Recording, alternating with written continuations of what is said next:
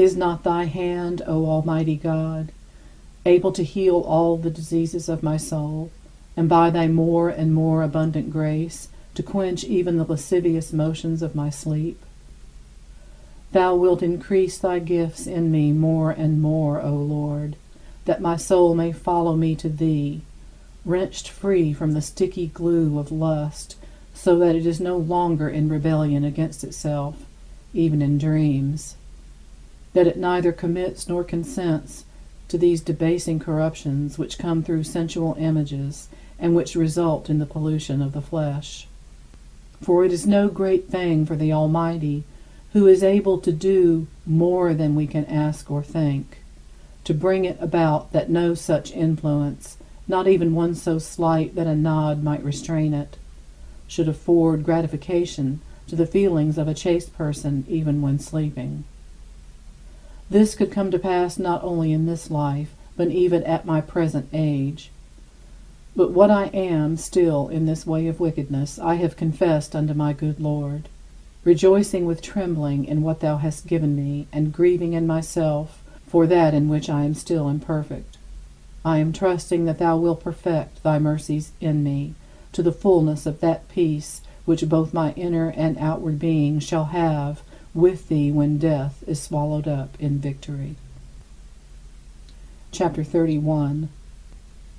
There is yet another evil of the day, to which I wish I were sufficient.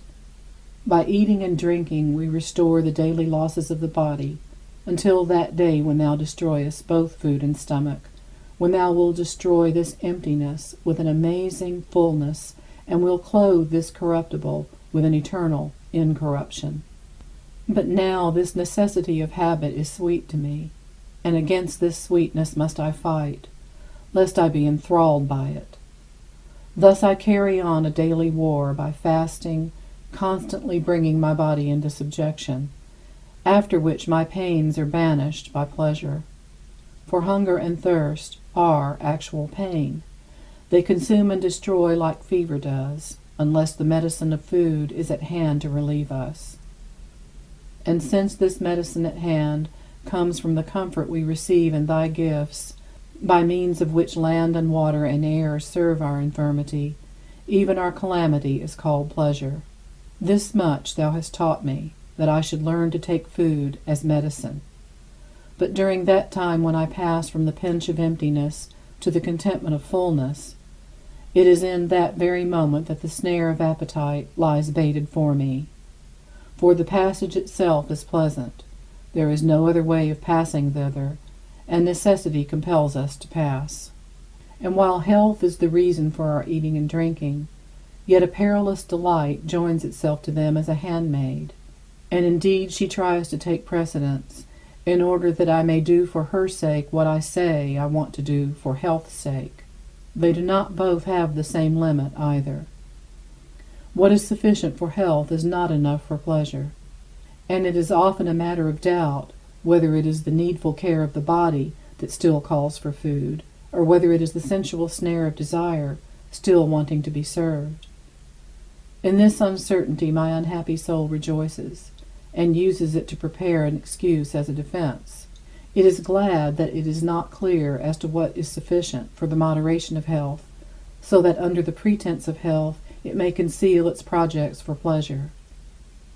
These temptations I daily endeavor to resist, and I summon thy right hand to my help and cast my perplexities onto thee, for I have not yet reached a firm conclusion in this matter. I hear the voice of my God commanding, "Let not your heart be overcharged with surfeiting and drunkenness." Drunkenness is far from me. Thou wilt have mercy that it does not come near me. But surfeiting sometimes creeps upon thy servant. Thou wilt have mercy that it may be put far from me. For no man can be continent unless thou give it. Many things that we pray for thou givest us, and whatever good we received before we prayed for it, we received it from thee, so that we might afterward know that we did receive it from thee. I was never a drunkard, but I have known drunkards made into sober men by thee. It was also thy doing that those who never were drunkards have not been, And likewise it was from thee, that those who have been might not remain so always. And it was likewise from thee, that both might know from whom all this came. I heard another voice of thine, Do not follow your lusts, and refrain yourself from your pleasures. And by thy favor I have also heard this saying, in which I have taken much delight, Neither if we eat are we the better, nor if we eat not are we the worse. This is to say, that neither shall the one make me to abound, nor the other to be wretched. I heard still another voice, For I have learned in whatsoever state I am, therewith to be content. I know how to be abased, and I know how to abound. I can do all things through Christ who strengtheneth me.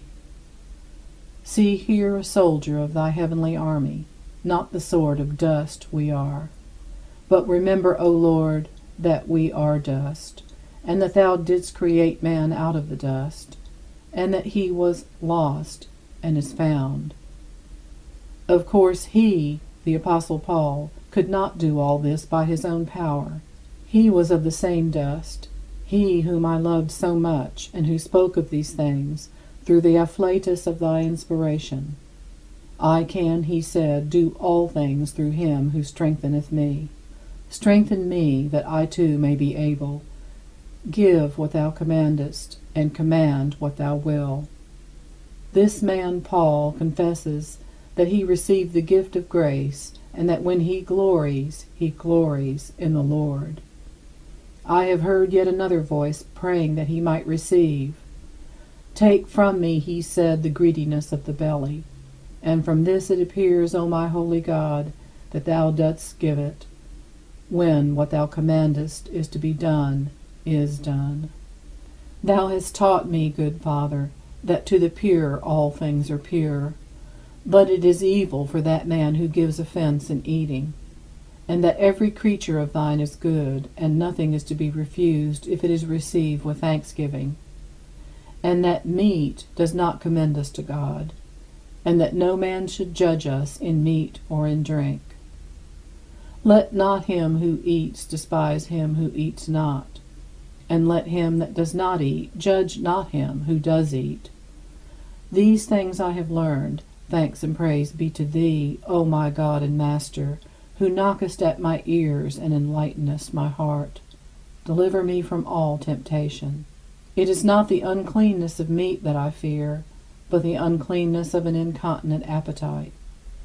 I know that permission was granted Noah to eat every kind of flesh that was good for food, that Elijah was fed with flesh, that John, blessed with a wonderful abstinence, was not polluted by the living creatures, that is, the locusts, on which he fed. And I also know that Esau was deceived by his hungering after lentils, and that David blamed himself for desiring water, and that our king was tempted not by flesh, but by bread. And thus the people in the wilderness truly deserved their reproof, not because they desired meat, but because in their desire for food they murmured against the Lord.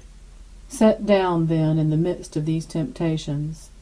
I strive daily against my appetite for food and drink. For it is not the kind of appetite I am able to deal with by cutting it off once for all, and thereafter not touching it, as I was able to do with fornication. The bridle of the throat, therefore, must be held in the mean between slackness and tightness. And who, O Lord, is he who is not in some degree carried away beyond the bounds of necessity? Whoever he is great.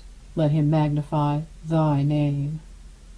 But I am not such a one, for I am a sinful man. Yet I too magnify thy name, for he who hath overcome the world intercedeth with thee for my sins, numbering me among the weak members of his body.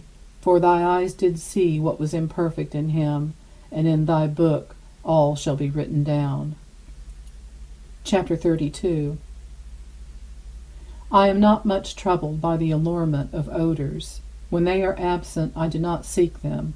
When they are present, I do not refuse them, and I am always prepared to go without them. At any rate, I appear thus to myself. It is quite possible that I am deceived. For there is a lamentable darkness in which my capabilities are concealed, so that when my mind inquires into itself concerning its own powers, it does not readily venture to believe itself, because what already is in it is largely concealed unless experience brings it to light. Thus no man ought to feel secure in this life, the whole of which is called an ordeal, ordered so that the man who could be made better from having been worse may not also, from having been better, become worse.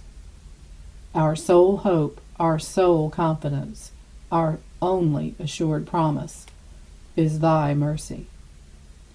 Chapter 33. The delights of the ear drew and held me much more powerfully, but thou didst unbind and liberate me. In those melodies which thy words inspire, when sung with a sweet and trained voice, I still find repose, yet not so as to cling to them, but always so as to be able to free myself as I wish. But it is because of the words which are their life that they gain entry into me, and strive for a place of proper honor in my heart, and I can hardly assign them a fitting one. Sometimes I seem to myself to give them more respect than is fitting, when I see that our minds are more devoutly and earnestly inflamed in piety by the holy words when they are sung than when they are not. And I recognize that all the diverse affections of our spirits have their appropriate measures in the voice and song, to which they are stimulated by I know not what secret correlation. But the pleasures of my flesh, to which the mind ought never to be surrendered, nor by them enervated, often beguile me, while physical sense does not attend on reason, to follow her patiently, but having once gained entry to help the reason, it strives to run on before her and be her leader. Thus in these things I sin unknowingly, but I come to know it afterward. On the other hand, when I avoid very earnestly this kind of deception, I err out of too great austerity. Sometimes I go to the point of wishing that all the melodies of the pleasant songs to which David's Psalter is adapted should vanish both from my ears and from those of the church itself. In this mood, the safer way seemed to me, the one I remember was once related to me concerning Athanasius, Bishop of Alexandria, who required the readers of the psalm to use so slight an inflection of the voice that it was more like speaking than singing. However, when I call to mind the tears I shed at the songs of thy church at the outset of my recovered faith, and how even now I am moved, not by the singing, but by what is sung, when they are sung with a clear and skillfully modulated voice, then I come to acknowledge the great utility of this custom. Thus I vacillate between dangerous pleasure and healthful exercise. I am inclined, though I pronounce no irrevocable opinion on the subject, to approve of the use of singing in the church, so that by the delights of the ear the weaker minds may be stimulated to a devotional mood. Yet when it happens that I am more moved by the singing than by what is sung, I confess myself to have sinned wickedly, and then I would rather not have heard the singing. See now what a condition I am in. Weep with me and weep for me, those of you who can so control your inward feelings that good results always come forth. As for you who do not act this way at all, such things do not concern you. But do thou, O Lord my God, give ear, look and see, and have mercy upon me, and heal me, thou in whose sight I am become an enigma to myself. This itself is my weakness. End of Book 10, chapters 23 through 33.